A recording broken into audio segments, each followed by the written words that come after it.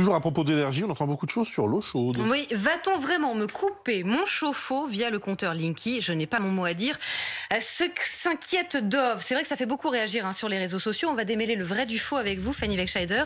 Un arrêté, c'est vrai, a bien été publié sur le sujet. Exactement, arrêté du ministère de la Transition énergétique le 27 septembre qui parle de mesures de sobriété énergétique et évoque la gestion du pic de consommation électrique à la mi-journée.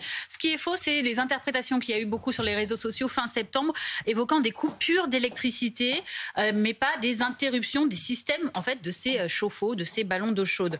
Voilà ce qui est vraiment le nœud du problème. Alors du coup, couper le chauffe-eau à distance sans me demander mon avis, c'est techniquement faisable? C'est faisable, mais sous certaines conditions. C'est ce qui est précisé dans cet arrêté gouvernemental.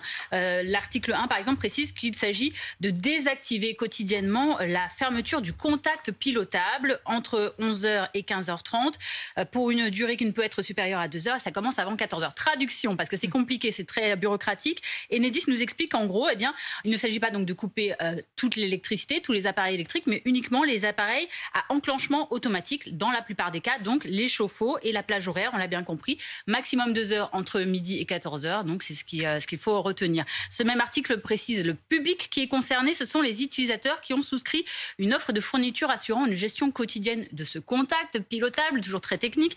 Enedis nous traduit donc ceci en termes plus faciles, plus concrets. Ça ne concerne donc pas tous les Français, mais ceux qui sont équipés de compteurs Linky, qui ont un contrat heure creuse, heure pleine. C'est donc 40% seulement des clients, 4,3 à 5 millions de particuliers, de professionnels, de collectivités. Enfin, l'article 4 évoque la période. Ce ne sera pas accompli n'importe quand, mais effectivement, les clients seront prévenus avec au moins une semaine de préavis. Et ça permettra d'économiser beaucoup, nous dit Enedis. Merci Fanny.